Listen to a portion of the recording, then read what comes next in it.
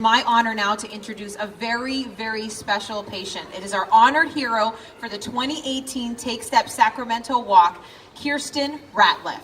All right, Kirsten!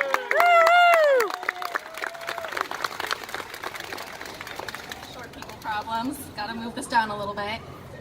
So when I was asked to be honored hero, I honestly was honored. It was something that I never expected, to be able to get such a title for having a disease that I'm gonna have the rest of my life. And because I have a disease for the rest of my life, I think it is so important for everybody to understand what that really means. And I got diagnosed with this disease in 2012, shortly after I turned 21. So I was in college, and prior to it, I was doing well. I was happy, chugging along, doing life just like everybody else. And then I got diagnosed with ulcerative colitis. And the disease was in my entire colon, so I had pancolitis, and it was very severe.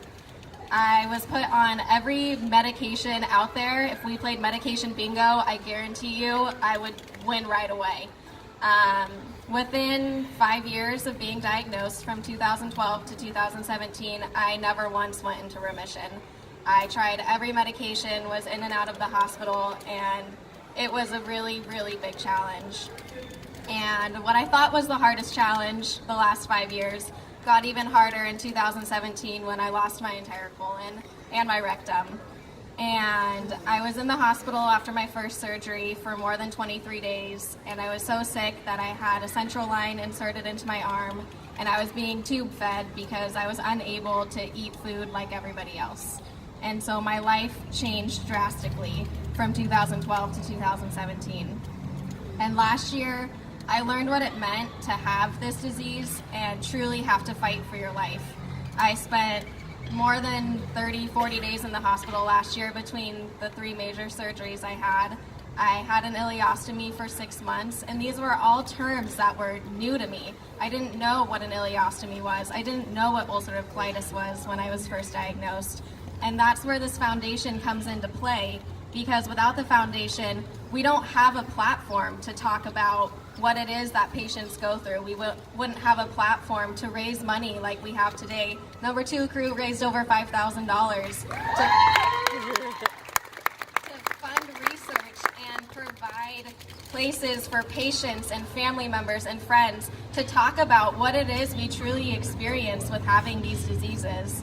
And even once I lost my colon, I'm still going through different treatments. I still have to go to the hospital. I still have procedures to go through. And that's why it's so important for us to find a cure for these diseases, is because I don't want anybody to have to fight for their life the way that I have. I don't want anybody to feel like they have to give up hope because they have a disease. And I look forward to the day that instead of saying IBD is incurable, I look forward to the day that we say, I got diagnosed with IBD and I'm going to be cured by next month. I think that that is something that we can hold on to by having walks like this and fundraising, is that we have some hope and don't have to struggle the way that I have. And I know there's so many other patients out there that have struggled. And I'm so thankful that I have a place to share my story for people to understand that I lost my colon and I almost lost my life because of this disease. And it's a very serious thing, and I'm so glad that we're all able to come together to share our stories and talk about what it is that we've been through and how hard it is to have this disease. It's a daily battle. But if I've learned anything from the disease and what I went through last year of losing my colon and my rectum and having a bag attached to my stomach, is that attitude is everything. And I decided that I was going to make a choice every day to do something that made me happy. And I do that every single day still. When I was in the hospital, I said, if I walk out of this hospital alive, I will enjoy every single day that I get.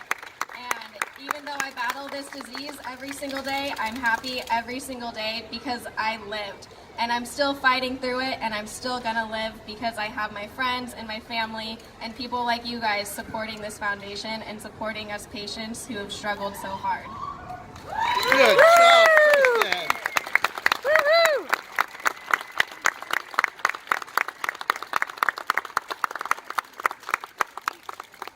Wow, Thank you so much, Kirsten. And it's true. I mean, we are a family, and we don't have a lot of opportunity to be able to talk about our disease. And I've used the fact that I'm on television to be able to do live colonoscopies, to be able to promote what Crohn's and colitis is. Because if you talk to people, everyday people who aren't affected by this disease, I tell you maybe 1 out of every 100 people might know a little bit about Crohn's and colitis. And so we need to make this disease aware. There are so many other worthy causes out there that get a lot of attention, and Crohn's and colitis just doesn't. It unfortunately is more of a silent disease, and those of us who have it don't really like to talk about it because it's not the most comfortable disease to talk about. And so this is an opportunity for us to be able to tell our story, our patient history, our patient story, so that we can become advocates to finding a cure. And Kirsten, you're so brave to come up here and tell us your story, because it isn't an easy story to tell. So thank you so much.